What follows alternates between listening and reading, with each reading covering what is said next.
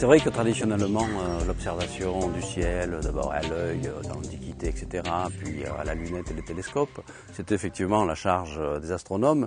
Mais depuis le 19e siècle, on a des techniques qui permettent de comprendre le fonctionnement des astres, c'est-à-dire de faire la physique des astres. Donc l'astronomie est plutôt devenue astrophysique. Cela dit, au sein de ce vaste métier qui concerne finalement les sciences de l'univers, il y a évidemment des filières très différentes. Par exemple, il y a encore des astronomes au sens traditionnel du terme qui font des observations astronomiques. Ils vont au Chili, à Hawaï, utiliser les grands télescopes où ils recueillent des données qui viennent de télescopes qui sont en orbite autour de la Terre.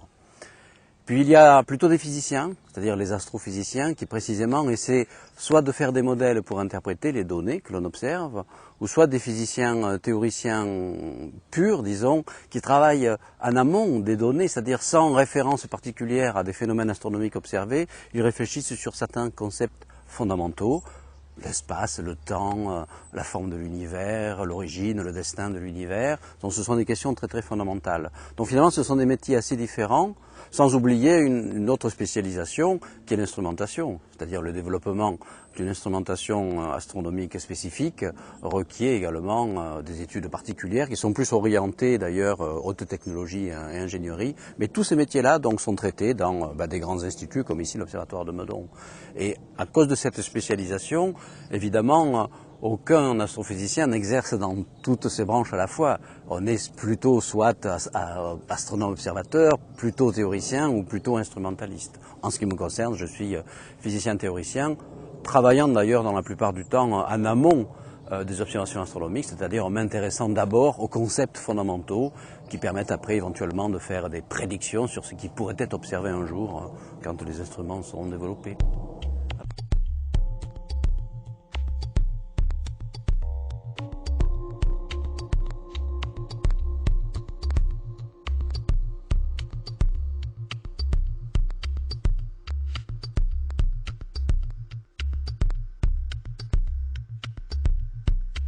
Est-il besoin de rappeler que c'est l'astronomie la plus ancienne des sciences, remontant à 5000 ans, développée déjà chez les Babyloniens et les civilisations de l'Antiquité. C'était parce qu'elle a permis d'établir les premiers calendriers pour mesurer le temps. Les sociétés ont eu besoin de se structurer en définissant rigoureusement des calendriers pour définir les fêtes religieuses, les travaux des champs, etc.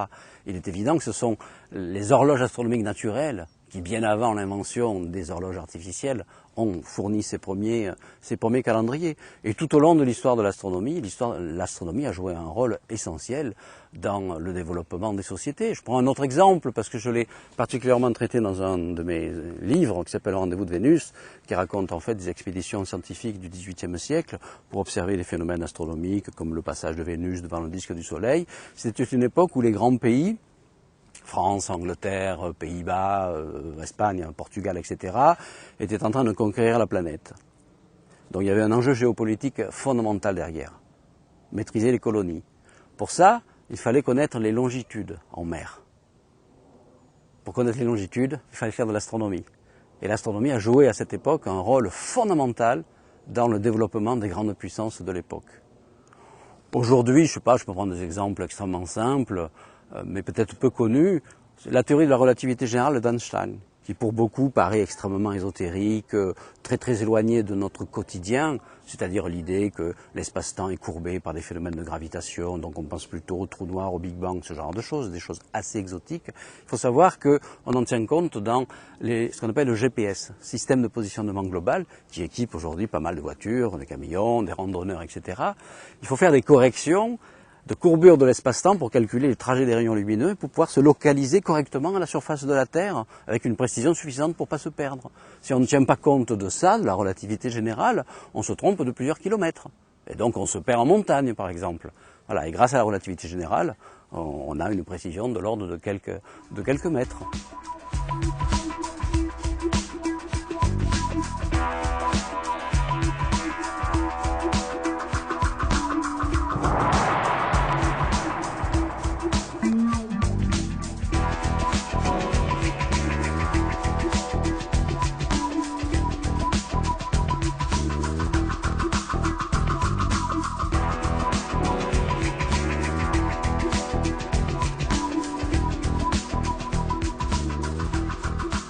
C'est le royaume de la passion, en fait.